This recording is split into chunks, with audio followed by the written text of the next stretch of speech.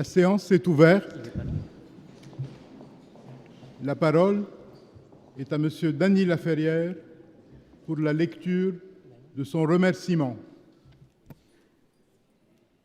Mesdames et messieurs de l'Académie, permettez que je vous relate mon unique rencontre avec Hector Bianciotti, celui auquel je succède au fauteuil numéro 2 de l'Académie française.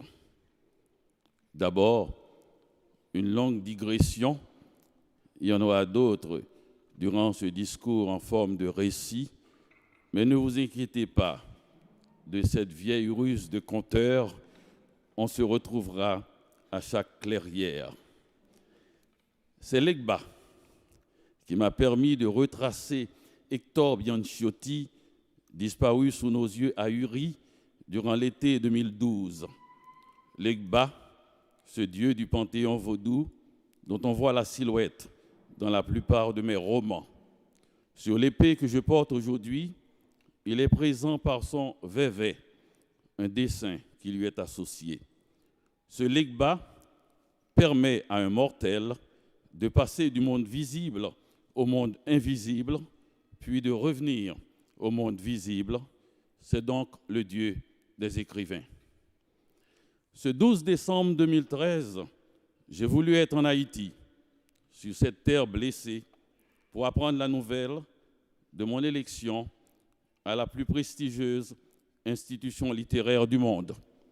J'ai voulu être dans ce pays où, après une effroyable guerre coloniale, on a mis la France esclavagiste d'alors à la porte tout en gardant sa langue. Ces guerriers n'avaient rien contre une langue qui parlait parfois de révolution, souvent de liberté.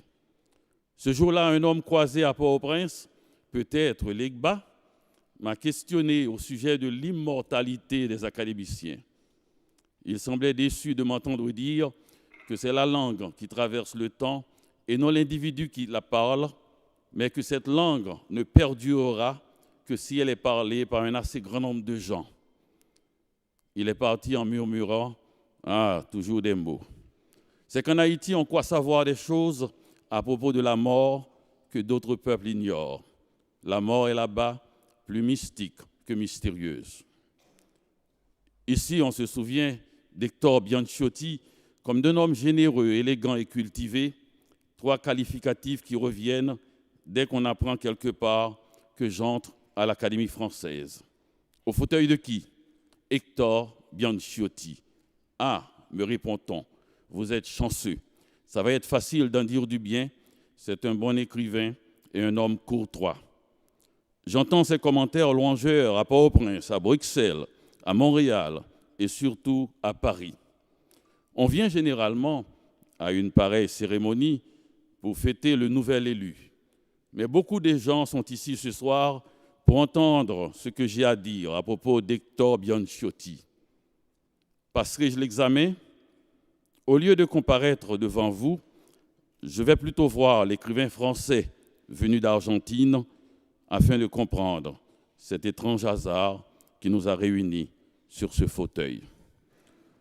Comme dans un roman de Proust qu'il ne nomme pas souvent, lui préférant Alberto Savigno, mais dont la grande ombre s'étend sur son œuvre, on remarque chez Bianciotti l'incessant exercice de mémoire où les détails s'accumulent et les analyses se bousculent jusqu'à couvrir parfois la musique intime qui relie les visages aux paysages. Une demi-douzaine de thèmes reviennent presque à chaque livre. La ferme du père, la monotone pampa, dont il a tiré des sons plus proches de la musique classique que de la nilonga locale, une famille félinienne, en fait plus proche de Costa Rica que de Fellini, avec de gros plans comme ceux sur la grand-mère qui montrent un goût certain pour le cinéma. Les départs toujours précipités, l'errance dans les grandes villes, le retour avec son cortège d'émotions confuses, le temps circulaire qui appelle ces étourdissantes répétitions, tout cela fait penser à un enfant qui refuse de descendre du manège malgré une peur croissante. Sa curiosité insatiable et son sens aigu des détails signalent une nature inquiète et fiévreuse.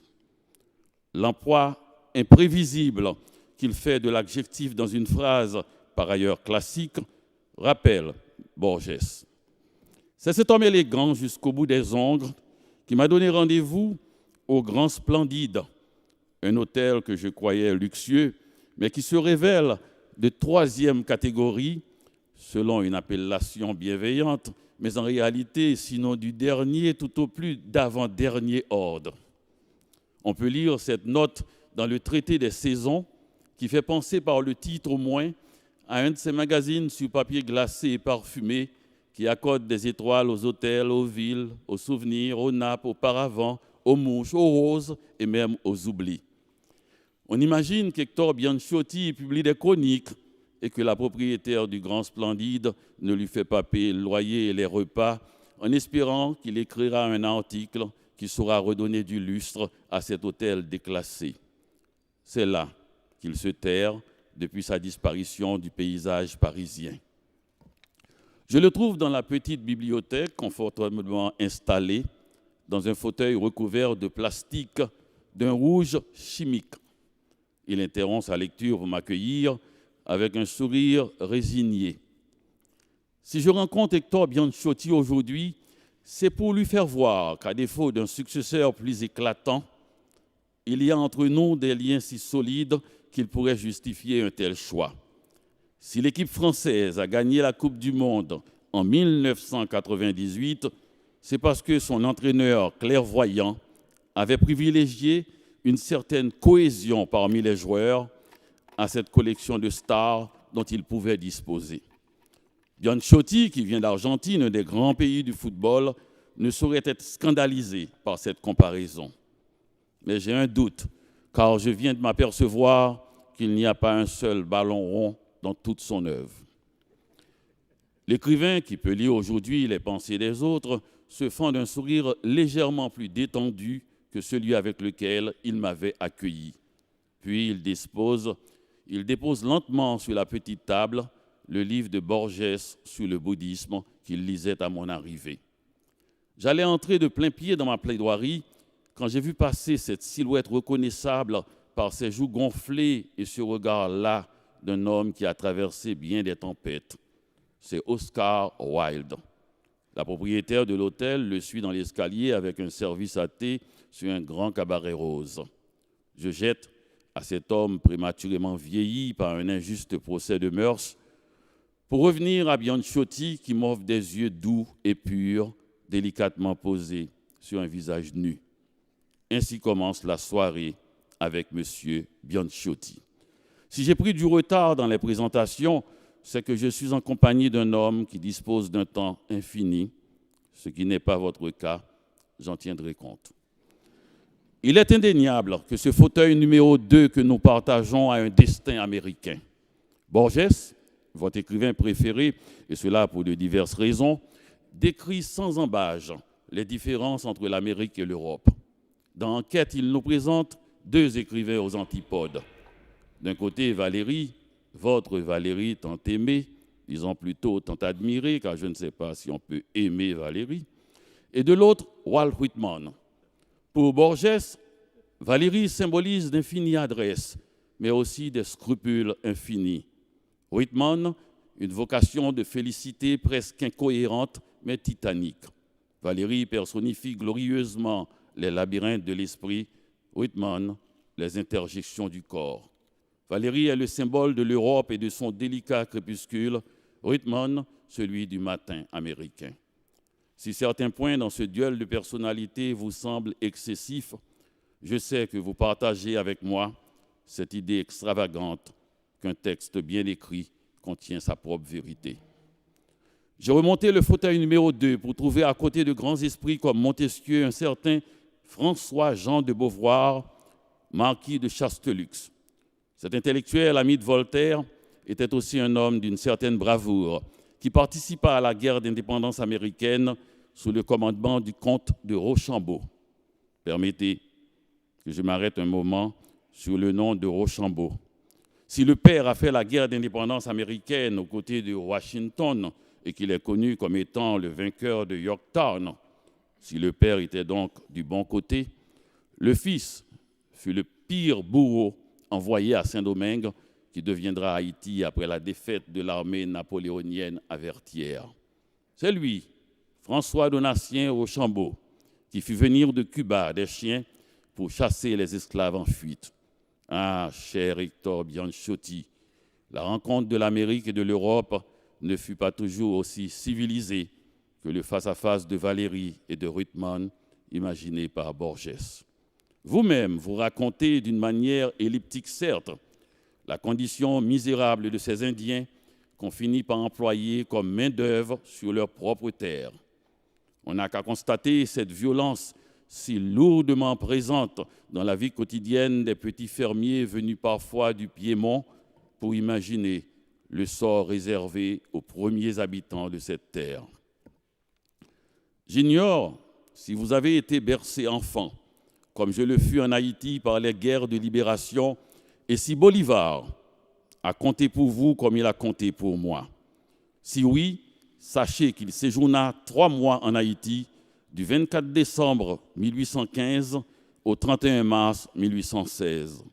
Épuisé et défait, il chercha de l'aide auprès du général Pétion, alors président de la jeune République haïtienne.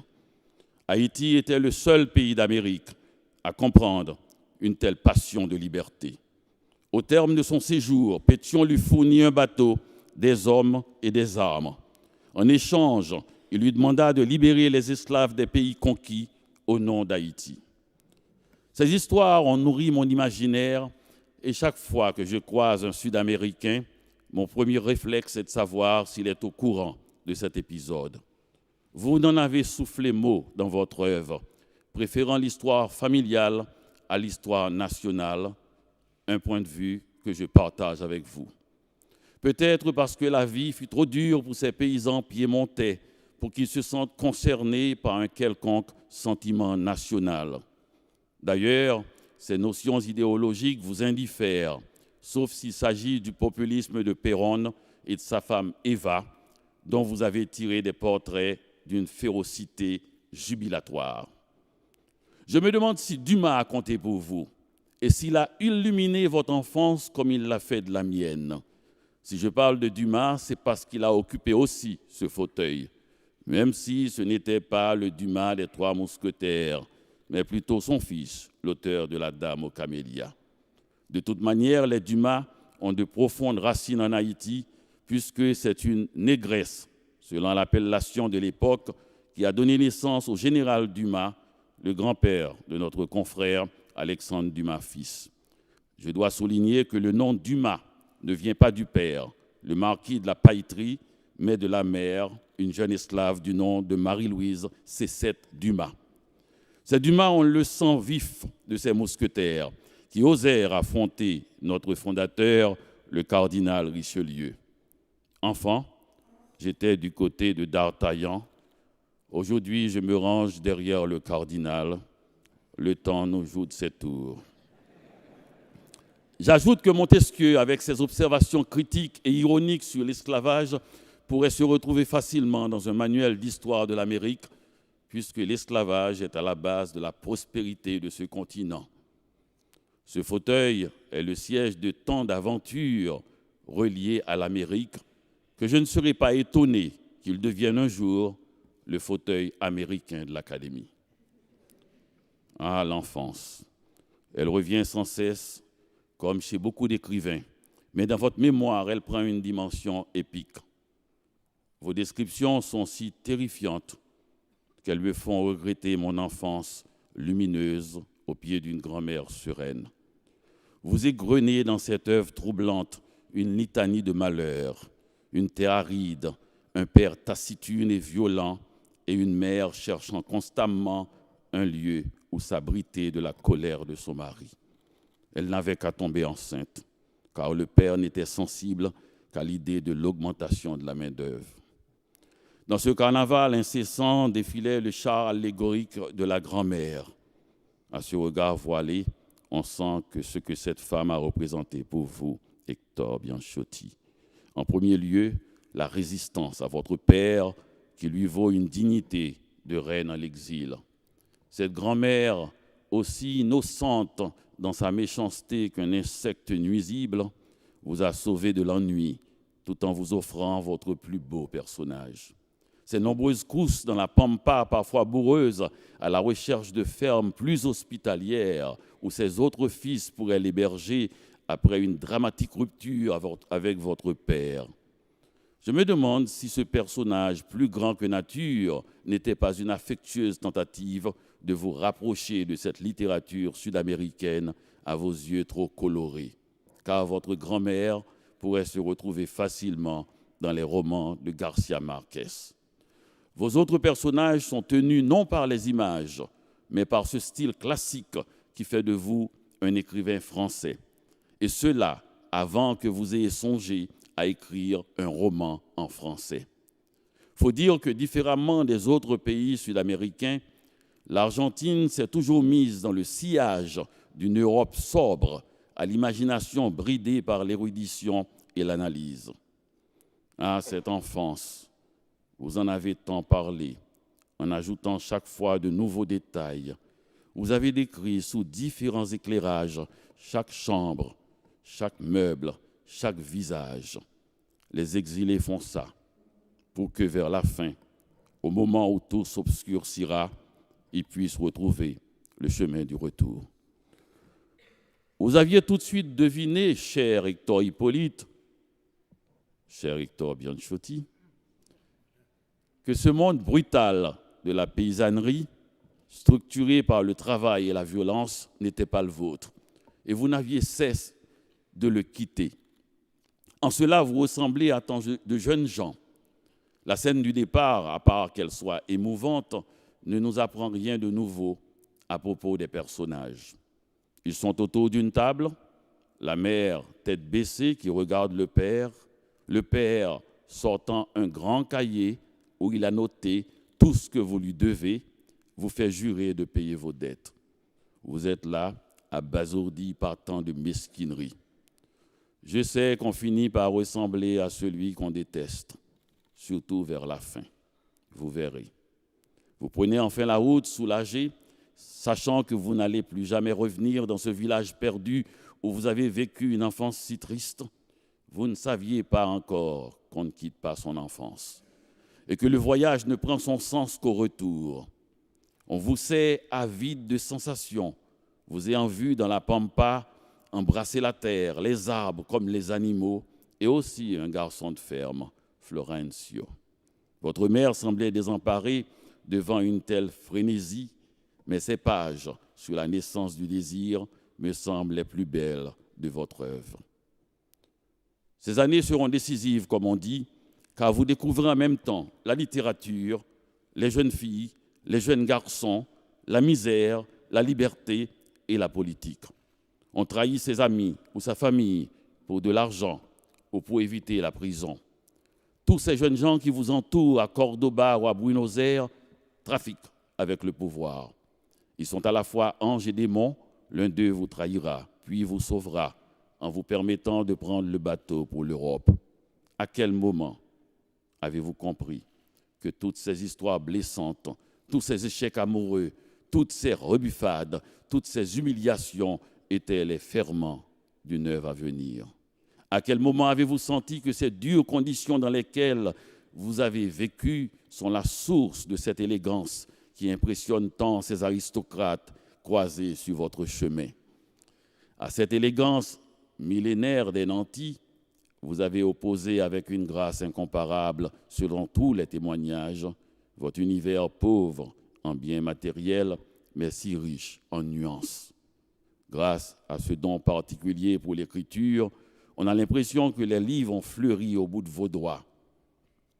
Votre sourire fané me dit que cela ne s'est pas passé ainsi. Conquérir Paris n'est chose facile pour personne, si j'en crois Balzac, encore moins pour un jeune Argentin venu du fond de la Pampa.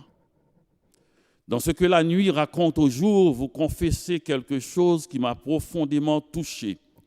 parce que je vous sentais nu à ce moment-là. Du bon usage de l'écriture, vous notez avec lucidité la violence qui ne cesse de m'habiter et que discipline en ce moment le maniement de la plume. Ah, cet homme affable que vous êtes était donc pétri de violence. On aurait cru que vous teniez de votre mère cette maîtrise des sentiments et cette coulée du récit. C'est vrai, mais ce calme était en apparence, car c'est l'amertume du père qui irriguait vos phrases. Vous ne brodez jamais quand il s'agit de lui. Vous y allez direct. Et c'est son visage, toujours crispé, qui se profile au fond de l'œuvre. La propriétaire, qui semble au courant de vos habitudes, nous a apporté du café juste à ce moment-là. Vous l'accueillez avec ce sourire derrière lequel vous vous cachez si souvent. Elle remplit nos tasses et vous fait un clin d'œil, comme pour vous rappeler qu'elle attend toujours cet article élogieux qui fera revenir la clientèle partie ailleurs. Je perçois chez vous, avec un certain plaisir, un léger goût du kitsch qui s'est manifesté dès votre premier roman, Les déserts dorés, que le potent sévère Maurice Nadeau a voulu éditer. Votre littérature dégageait déjà une forte séduction basée sur ce mélange inégal de féminité et de masculinité. Je vous imagine à l'époque couché sur un divan dans une étroite chambre à coller des étoiles à vos écrivains favoris. Une passion en toutes lettres que j'ai lue parce que j'ai voulu visiter votre bibliothèque personnelle me confirme que vous êtes de ces rares écrivains qui préfèrent lire un bon livre plutôt qu'en écrire un mauvais. Je persiste à croire que la bibliothèque est le vrai pays d'un écrivain, le siège des premières émotions de celui qui regarde le monde par la fenêtre. Je remarque aussi que vous avez apporté ici quelques-uns parmi vos livres favoris. J'imagine qu'on voyage léger quand on va si loin, même si cela prend l'aspect d'un petit hôtel de 3e ordre en plein cœur de Paris. Je ne suis pas dupe de tout ce théâtre, comme de ne pas entendre le bruit des pas des clients qui montent l'escalier vers les chambres ou de voir passer cet homme qui ressemble trop à Alberto Savigno pour ne pas l'être. Soudain, j'ai envie de regarder ces livres en me remémorant ce que vous dites de leurs auteurs. Sur Borges, vous avez raconté avec une juvénile gaieté, je me souviens, cette balade dans Paris. Vous vous êtes arrêté pour déjeuner et à la fin du repas, quand on a apporté la corbeille de fruits, Borges a écarté les mangues pour choisir la grappe de raisin. Je n'aime pas les fruits modernes, fait-il. Sur Adelpho Bioy Casares, un homme plein de fantaisie, vous avez écrit qu'il espérait réussir un jour un livre d'un genre indéfini qui recueillerait des pensées et des fragments qui serait avant tout un livre amical. Un livre, ajoutiez-vous, que les voyageurs solitaires aimeraient en trouver au hasard de leur voyage dans une chambre d'hôtel. Voici Victoria Ocampo. Vous lui portez une affection particulière pour avoir façonné la littérature argentine contemporaine en réunissant autour de la revue Sourd des écrivains au tempérament si différent et au talent si chatoyant. Dans sa correspondance passionnée avec Victoria Ocampo, Roger Caillois la dévoile ainsi. Vous êtes une sauvage. Votre douceur même est une douceur d'animal sauvage. Cet oxymoron vous va comme un grand, cher Hector Bianchiotti. Vous ne vous laissez jamais désarçonner par votre interlocuteur, comme vous ne cherchez pas non plus à le mettre dans l'embarras. Sabato vous confie qu'il est en train d'écrire un livre bref. Un récit autobiographique, vous lui demandez. Oh, vous répond-il, toute œuvre est autobiographique. Un arbre de Van Gogh est le portrait de son âme. C'est aussi mon avis, car je vous sens autant dans vos romans que dans vos essais. Et bien sûr, au bout du rayon, votre cher Alberto Savigno, avec qui vous n'avez jamais cessé de converser. À propos de lui, vous murmurez, c'est sa voix même qui nous retient, en plein de son inépuisable fantaisie, de son érudition, de son humour, de cet art du paradoxe qu'il manie comme nul autre, et de sa sagesse, sa vieille, son antique sagesse, la sagesse d'un grec arrivé trop tard en ce monde. Si j'ai fait ces nombreuses citations, c'est surtout pour faire entendre votre musique personnelle, et cette érudition qui court sur la crête des phrases, le tout soutenu par un feu intérieur sans cesse nourri par des souvenirs douloureux. Comme vous êtes beau, Hector, je me suis demandé quel était votre rapport avec votre visage. Je parle à partir des portraits de vous vus dans les médias. Une seule fois, j'ai pu observer votre visage en mouvement. C'était à cette émission d'Apostrophe où vous étiez en compagnie d'Umberto Eco.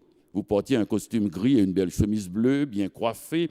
On sent que vous n'avez pas souvent les cheveux en bataille. Pétillant, brillant, vous étiez en verve ce soir-là. Umberto Eco observe que l'écriture, quel que soit le sujet, finit par nous servir de miroir. Et suivant notre rapport avec le miroir, on est séducteur ou séduit. Je vous imagine séduit plutôt que cherchant à séduire. Vous me paraissez prompt à aimer, même si la réciprocité n'est pas assurée. Vous avez, je l'ai vu dans l'émission de télévision, une façon de tendre votre visage vers votre interlocuteur, comme pour lui dire que vous n'avez que ça à lui offrir. Vous aimez faire plaisir. Et si vous êtes trop fauché pour acheter un bouquet de fleurs, c'est votre énergie ou votre âme que vous offrez. Vous avez la nostalgie de la maison de Dieu. Le Dieu de la mer, car le Père est un mécréant. Vous avez trouvé en la personne de l'abbé Benoît Lobet quelqu'un avec qui débattre de vos doutes. Lui-même en garde quelques-uns en réserve. Pourtant, sur cette question de la foi, vous êtes d'une terrifiante gravité. On vous a cru même intégriste, alors que vous êtes simplement intègre. Si vous aimez les rituels, c'est parce qu'ils permettent à l'émotion de traverser les siècles sans perdre de sa force ni de sa fraîcheur.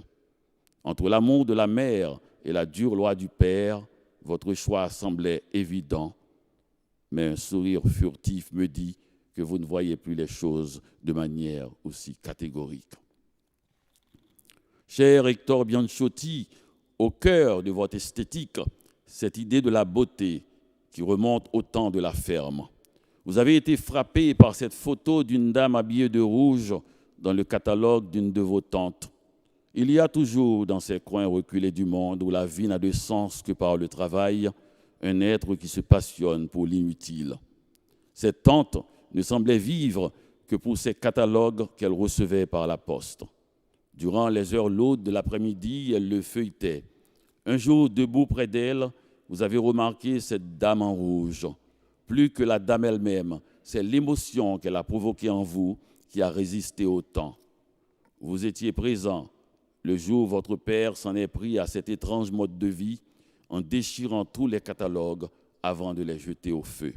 Vous avez vu horrifié et incapable de bouger les flammes atteindre la dame en rouge. Si la littérature ne peut pas sauver des flammes la beauté, elle ne mérite pas tous les sacrifices qu'on fait pour elle. Cette situation dit bien l'impuissance de l'enfant face au pouvoir. Et depuis, vous vous cabrez devant toute autorité. L'autre événement qui vous a touché au plus profond, c'est bien sûr la mort de votre sœur. Est-ce vrai? Toujours est-il que l'émotion est là, sous nos yeux. Votre sœur était couturière et votre écriture se rapproche de cet art. Vous brodez parfois jusqu'à atteindre le baroque, mais pas là.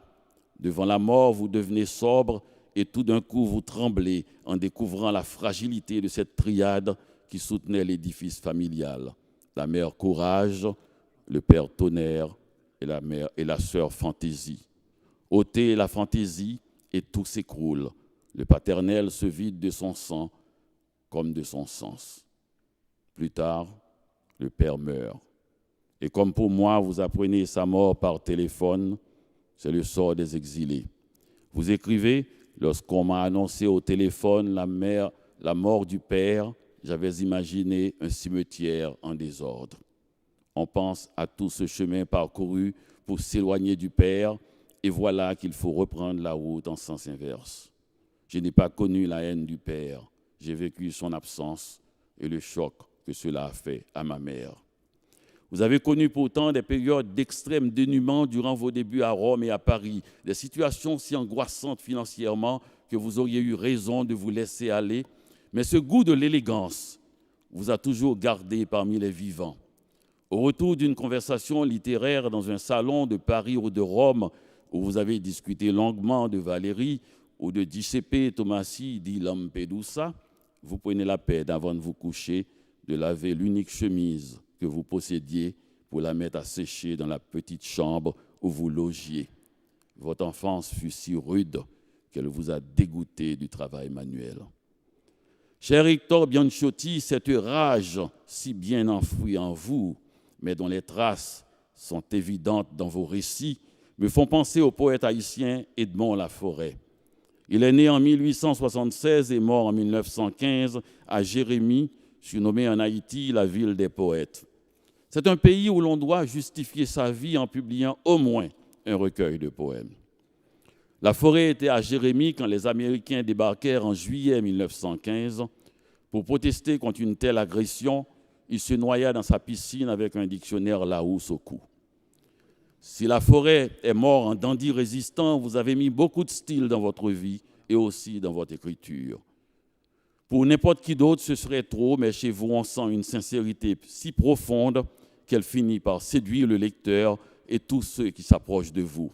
Une honnêteté même dans la plus artificielle attitude. Vous me rappelez Cocteau par moments.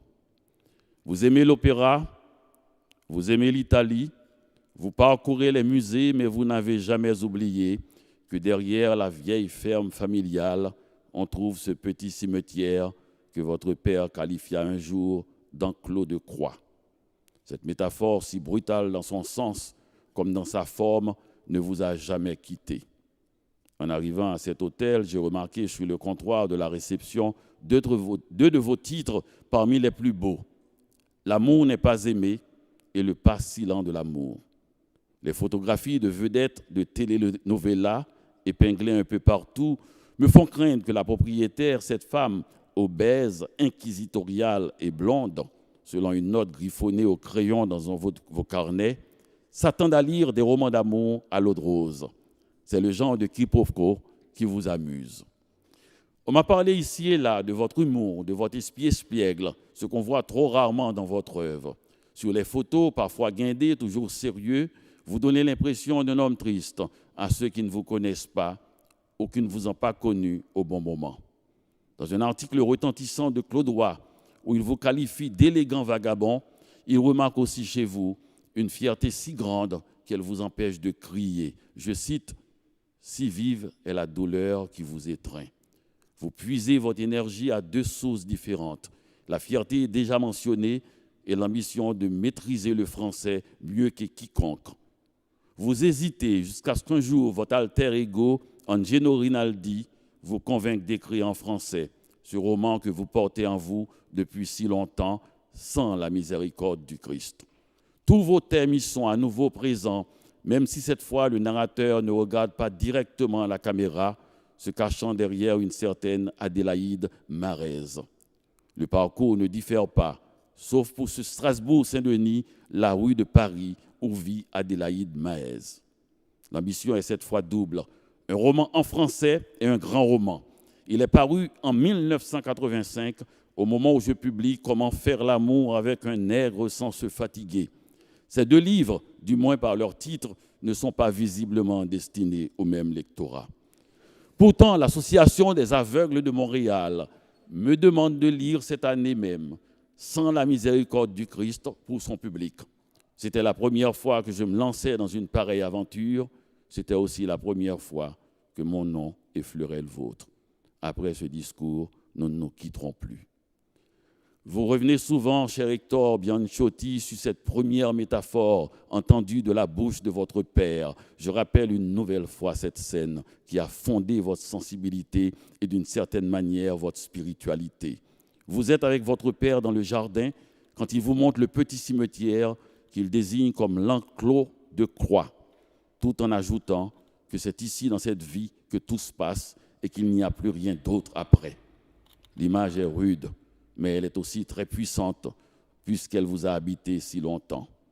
Ce n'est pas loin du Villon de la balade des pendus, même si loin de la prière à Notre-Dame. La pluie nous a débués et lavés, et le soleil desséché et noirci. Pie et corbeaux nous ont les yeux cavés, et arracher la barbe et les sourcils. Votre père aura été aussi proche de Villon que vous l'êtes de Valéry. Je voudrais vous présenter un homme solide qui n'a pas peur de la mort, mais pleure à l'amour. Sa langue est plus proche de votre père que de vous. C'est une langue rugueuse qui fut autrefois celle des rois de France. Il s'appelle Gaston Miron. Vous êtes les deux faces de la même médaille Amérique. Vous êtes celui qui est parti, il est celui qui est resté. Voici son poème, Compagnon des Amériques. Québec, ma terre amère, ma terre amande, ma patrie d'haleine dans la touffe des vents. J'ai de toi la difficile et poignante présence. Avec une large blessure d'espace au front, dans une vivante agonie de roseau au visage, je parle avec les mots noueux de nos endurances. Nous avons soif de toutes les eaux du monde, nous avons faim de toutes les terres du monde. Dans la liberté criée des débris d'embâcle, nos feux de position s'allument vers le large. L'aïeule prière à nos doigts défaillantes, la pauvreté luisant comme des fers à nos chevilles. En écoutant le poète, je vois votre père, votre mère saclant cette terre aride et la corde des employés agricoles. D'ailleurs, il termine en les saluant. Salut à toi, territoire de ma poésie. Salut les hommes et les femmes, des pères et mères de l'aventure. Vous les avez quittés pour pouvoir les saluer à votre manière européenne, de la langue raffinée de ceux qui les ont chassés d'Europe. Vous êtes devenu une célébrité en Argentine parce que vous êtes connu en France, mais vous êtes triste et c'est avec ce sentiment que vous avez écrit vos plus belles pages. Celle de la mort de votre sœur ou de la sœur du narrateur, c'est pareil. Celle à propos de la tendresse de votre mère, celle surtout sur votre père, si différent de vous au début et si semblable à vous à la fin. Nous avons chacun rêvé de ce retour pour finalement écrire un livre sur ce thème. Le vôtre, c'est en fait toute votre œuvre. René Depestre, qui vit à Lézignan-Corbière depuis des années, dit que sa table d'écriture donne sur Jacmel, sa ville natale. Émile Olivier, qui a passé une grande partie de sa vie à Montréal, affirme qu'il est québécois le jour et haïtien la nuit. C'est un étrange animal que celui qui vit hors de sa terre natale. Sa condition d'exilé lui permet d'audir une littérature qui n'est ni tout à fait de là-bas, ni tout à fait d'ici, et c'est là tout son intérêt. Si vos thèmes sont argentins, votre style est français. L'un des apports les plus significatifs de l'exil dans la littérature, c'est la notion du retour, d'autant plus intéressant qu'il s'avère impossible dans la réalité. On ne retourne pas au point de départ, car le mouvement est incessant. Ces écrivains de l'exil ont redonné un nouveau sens au mot voyage.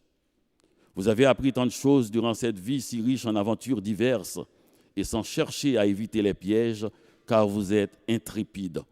Mais un sentiment inconnu vous attend au détour du chemin, la nostalgie du pays natal. On n'aurait jamais cru que ce monde si brutal vous manquerait un jour.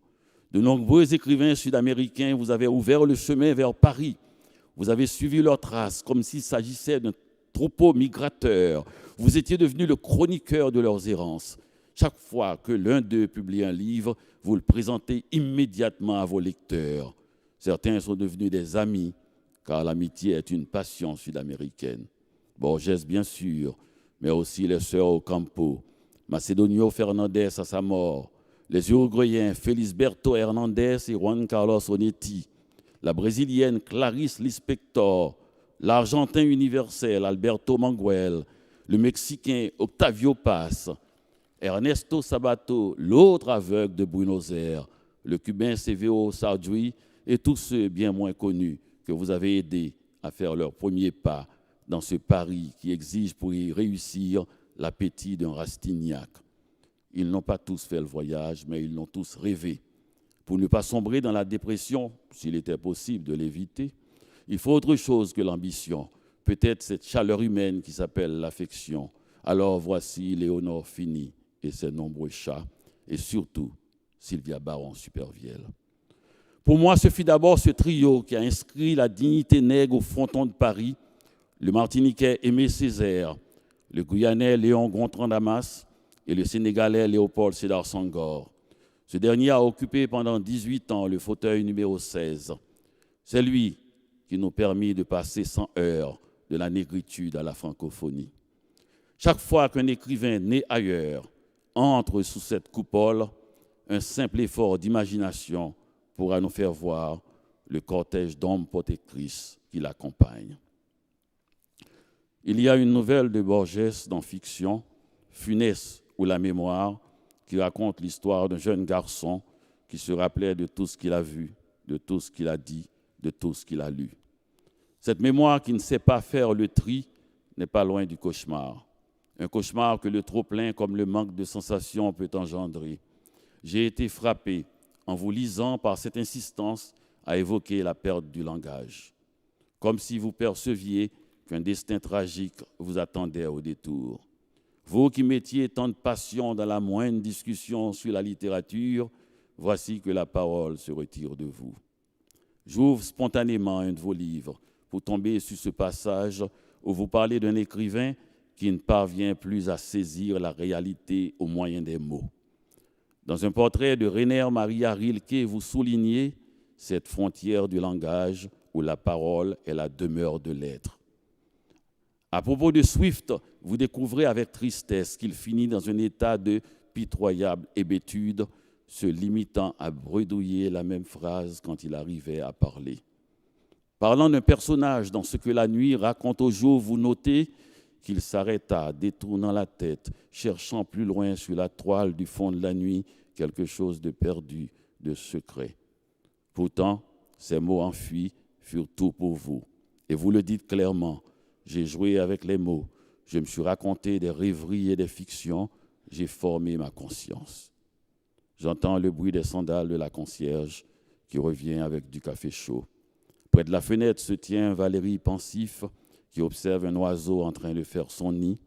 On m'arrête parfois dans la rue pour évoquer ce moment où vous avez dit à la télé que la phrase française la plus mémorable pour vous était « le fond de l'air est frais ».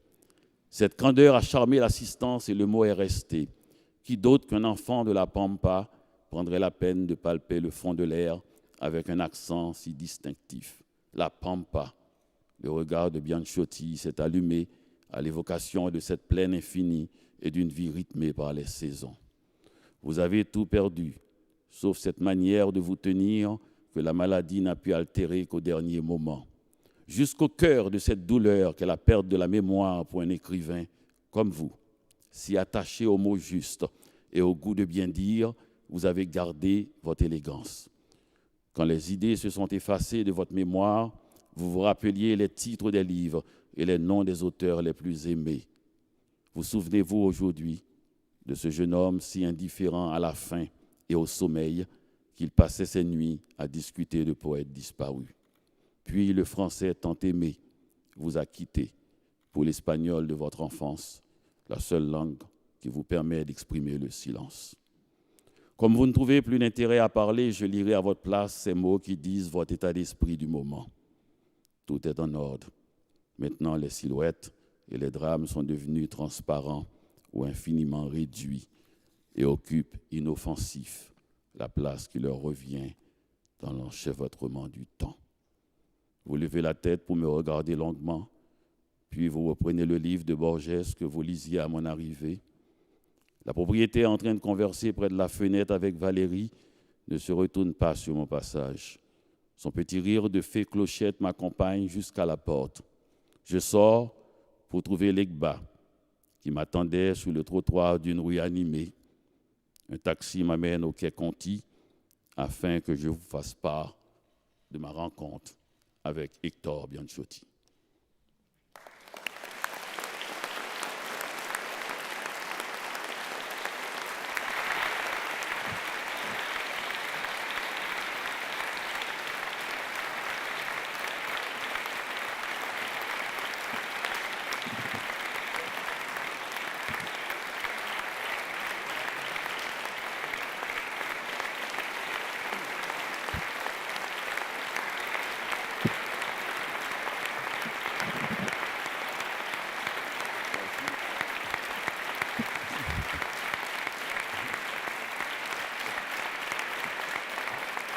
Merci.